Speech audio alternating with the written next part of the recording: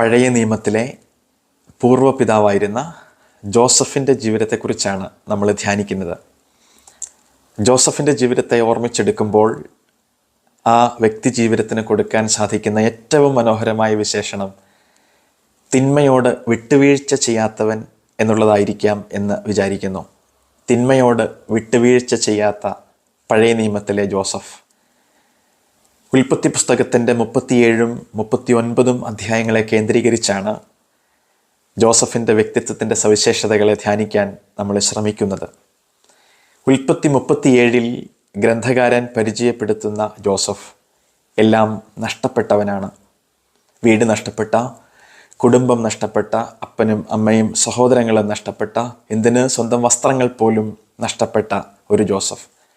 ഒരുപാട് നഷ്ടങ്ങളുടെ, സങ്കടങ്ങളുടെ, തിക്താനുഭവങ്ങളുടെ വേദനകൾ ജീവിതത്തിലേക്ക് ഏറ്റുവാങ്ങാൻ വിധിക്കപ്പെട്ട പഴയ നിയമത്തിലെ ജോസഫ്. ഉൽപ്പത്തി 39:2 നമ്മൾ വായിക്കും, കർത്താവ് ജോസഫിൻ്റെ കൂടെ ഉണ്ടായിരുന്നു, എല്ലാ കാര്യങ്ങളിലും അവന് ശ്രേയസ്സുണ്ടായി. തിക്താനുഭവങ്ങൾ ജീവിതത്തെ നോവിച്ചപ്പോഴും ജോസഫിൻ്റെ ബലം ഈ വാക്യമായിരുന്നു. കർത്താവ് ജോസഫിൻ്റെ കൂടെ ഉണ്ടായിരുന്നു, എല്ലാ കാര്യങ്ങളിലും അവന് ശ്രേയസ്സുണ്ടായി. തിക്താനുഭവങ്ങളിൽ നിന്നോ, ഭൂതകാലത്തിൻ്റെ നൊമ്പരങ്ങളിൽ നിന്നോ, പ്രിയപ്പെട്ടവർ നൽകിയിട്ടുള്ള മുറിവുകളിൽ നിന്നോ മോചനം നേടാൻ ഏറ്റവും വലിയ ആയുധമെന്നത് ദൈവത്തിൻ്റെ സാന്നിധ്യമാണ്. ദൈവസാന്നിധ്യത്തിൽ വ്യാപരിക്കുക എന്നുള്ളതാണെന്ന് പഴയ നിയമത്തിലെ ജോസഫിൻ്റെ ജീവിതം നമ്മെ പഠിപ്പിക്കുന്നു. ഉൽപ്പത്തി 37 ചില വാക്യങ്ങളിലൂടെ വളരെ വേഗം നമുക്കൊന്ന് യാത്ര ചെയ്യാം. സ്വന്തം സഹോദരന്മാർക്ക് ജോസഫിനോട് പക തോന്നാനുണ്ടായ കാരണം എന്തായിരുന്നു എന്നുള്ളതാണ് ആദ്യമായി നമ്മൾ ചിന്തിക്കുന്നത്. ഉൽപ്പത്തി 37 3-ാമത്തെ വാക്യത്തിൽ നമ്മളിങ്ങനെ വായിക്കും, ഇസ്രായേൽ, അതായത് യാക്കോബ്, ജോസഫിനെ മറ്റെല്ലാ മക്കളെയും അധികം സ്നേഹിച്ചിരുന്നു. കാരണം അവൻ തൻ്റെ വാർദ്ധക്യത്തിലെ മകനായിരുന്നു. കൈനീളമുള്ള ഒരു നീണ്ട കുപ്പായം അവൻ ജോസഫിന് വേണ്ടി ഉണ്ടാക്കി. പിതാവ് ജോസഫിനെ തങ്ങളെക്കാൾ അധികമായി സ്നേഹിക്കുന്നുവെന്ന് കണ്ടപ്പോൾ സഹോദരന്മാർ അവനെ വെറുത്തു. അവനോട് സൗമ്യമായി സംസാരിക്കാൻ അവർക്ക് കഴിഞ്ഞില്ല. അപ്പനായ യാക്കോബ് മറ്റ് മക്കളെക്കാൾ അധികം ജോസഫിനെ സ്നേഹിക്കുന്നു എന്ന് തിരിച്ചറിയുമ്പോൾ സഹോദരന്മാർക്ക് ജോസഫിനോട് പക തോന്നുകയാണ്. പകയുടെ ആരംഭം ഇവിടെയാണ്. ജോസഫിനോട് ഇഷ്ടക്കേട് തോന്നാനുണ്ടായ കാരണത്തിൻ്റെ ആരംഭം ഇവിടെയാണ്. വീണ്ടും 2 സ്വപ്നങ്ങൾ കൂടി ജോസഫ് കണ്ടത് സഹോദരന്മാരോട് പങ്കുവയ്ക്കുമ്പോൾ അവരുടെ പക ഇരട്ടിക്കുകയാണ്. 2 സ്വപ്നങ്ങളാണ് ജോസഫ് കണ്ടത്. സഹോദരന്മാരും ജോസഫും കൂടി കറ്റകൾ അടുക്കിക്കൊണ്ടിരിക്കുമ്പോൾ ജോസഫിൻ്റെ കറ്റകളെ സഹോദരന്മാരുടെ കറ്റകൾ താണു വണങ്ങുന്നു എന്നുള്ളതായിരുന്നു ഒന്നാമത്തെ സ്വപ്നം. 2-ാമത്തെ സ്വപ്നം സൂര്യനും ചന്ദ്രനും 11 നക്ഷത്രങ്ങളും ജോസഫിനെ പ്രണമിക്കുന്നു എന്നുള്ള ഒരു സ്വപ്നം ജോസഫ് കണ്ടത് പിതാവിനോടും സഹോദരന്മാരോടും പങ്കുവച്ചത് സഹോദരന്മാർക്കിടയിൽ ജോസഫിനോട് വീണ്ടും അമർഷം തോന്നാൻ കാരണമാക്കി. ഈ 2 സ്വപ്നങ്ങൾ കൂടിയായപ്പോൾ ജോസഫിനോട് വല്ലാത്ത അമർഷമാണ് ജോസഫിൻ്റെ സ്വന്തം സഹോദരന്മാർക്ക്. അതുകൊണ്ട് ഉൽപ്പത്തി 37:8 നമ്മളിങ്ങനെ വായിക്കും, അവൻ്റെ സ്വപ്നങ്ങളും വാക്കുകളും കാരണം അവർ അവനെ അത്യധികം വെറുത്തു. ഈ സ്വപ്നങ്ങളും ഈ വാക്കുകളും പിതാവായ യാക്കോബിന് ജോസഫിനോടുണ്ടായിരുന്ന പ്രത്യേക സ്നേഹവും കാരണം സഹോദരന്മാർക്ക് ജോസഫിനോട് വല്ലാത്ത അമർഷമായിരുന്നു. സഹോദരന്മാർ ഷെക്കെമിലേക്ക് ആടുമേയ്ക്കാൻ പോകുന്നു. സഹോദരന്മാരുടെ അടുക്കിലേക്ക് യാക്കോബ് ജോസഫിനെ പറഞ്ഞു വിടുകയാണ് ക്ഷേമം അന്വേഷിക്കുന്നതിന് വേണ്ടി. ജോസഫ് ആദ്യം ഷെക്കെമിൽ ചെന്നാണ് സഹോദരന്മാരെ അന്വേഷിക്കുന്നത്. ഷെക്കേം എന്ന സ്ഥലത്തിൻ്റെ പ്രത്യേകതകൾ പല ആവർത്തി നമ്മൾ ചിന്തിച്ചിട്ടുണ്ട്. അബ്രഹാം ദൈവത്തിന് ബലിപീഠം പണിത സ്ഥലമാണ് ഷെക്കേം. ദൈവത്തിൻ്റെ നാമം വിളിച്ച് അബ്രഹാം പ്രാർത്ഥിച്ച സ്ഥലമാണ് ഷെക്കേം.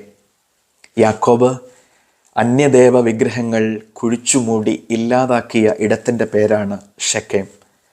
ഞാനും എൻ്റെ കുടുംബവും കർത്താവിനെ സേവിക്കുമെന്ന് ജോഷ്വയും കുടുംബവും ഏറ്റുപറഞ്ഞ ഇടത്തിൻ്റെ പേരാണ് ഷെക്കേം. ഈ ഷെക്കേം പാസ് ചെയ്താണ് സഹോദരന്മാരെ അന്വേഷിച്ച് ജോസഫ് ഇറങ്ങിത്തിരിക്കുന്നത്. പൂർവ്വപിതാക്കന്മാരായിരുന്ന അബ്രഹാവും ഇസഹാക്കും ദൈവത്തിൻ്റെ നാമത്തെ വിളിച്ച് പ്രാർത്ഥിച്ച ഇടത്തൂടി ജോസഫ് കടന്നു പോകുന്നു എന്നുള്ളത് നല്ല സൂചനയാണ്. ജോസഫിൻ്റെ സഹോദരന്മാരും ഈ ഇടങ്ങളിലൂടെയൊക്കെ കടന്നു പോയിരുന്നു. പിതാക്കന്മാർ ദൈവാരാധന നടത്തിയിരുന്ന ഇടങ്ങളിൽ കൂടി നടന്നു പോകുമ്പോൾ ജീവിതത്തിലുണ്ടാകുന്ന രൂപാന്തരീകരണം നാം ആ സ്ഥലത്തിന് കൊടുക്കുന്ന പ്രാധാന്യത്തെയും ബഹുമാനത്തെയും ആശ്രയിച്ചിരിക്കുന്നു എന്നുള്ളതിൻ്റെ സൂചനയായി കൂടി നമുക്ക് ഈ സംഭവത്തെ പരിഗണിക്കാവുന്നതാണ്. കാരണം സഹോദരന്മാർക്കിടയിൽ പിതാക്കന്മാർ ആരാധന നടത്തിയ ഷെക്കേമിൽ കൂടി നടന്നു പോയിട്ടും പക രൂപപ്പെടുമ്പോൾ, ഒരുപക്ഷെ പിതാക്കന്മാർ ആരാധന നടത്തിയ ഷെക്കേമിൽ കൂടി നടന്നു പോകുമ്പോൾ ജോസഫിൻ്റെ ഉള്ളിൽ രൂപപ്പെടുത്തുന്നത് അസാധാരണമായ ദൈവസ്നേഹവും ക്ഷമിക്കാനുള്ള കഴിവും തിക്താനുഭവങ്ങൾക്ക് മുമ്പിൽ ദൈവത്തെ ആരാധിക്കാനുള്ള വലിയ കഴിവുമാണ് എന്നുകൂടി നമ്മൾ ജോസഫിൻ്റെ മുന്നോട്ടുള്ള ജീവിതത്തെ പരിചയപ്പെടുമ്പോൾ തിരിച്ചറിയുന്നുണ്ട്. അങ്ങനെ ഷെക്കേമിൽ നിന്നും ദോത്താൻ എന്ന് പറയുന്ന ഒരു സ്ഥലത്തേക്ക് ജോസഫ് സഹോദരന്മാരെ തേടി യാത്രയാവുകയാണ്. ദൂരെ വെച്ച് തന്നെ അവർ അവനെ കണ്ടു. അവനെ വധിക്കാൻ അവർ ആലോചന നടത്തി ജോസഫിനെ ഇല്ലാതാക്കാൻ ശ്രമിക്കുന്ന ജോസഫിൻ്റെ സഹോദരന്മാർ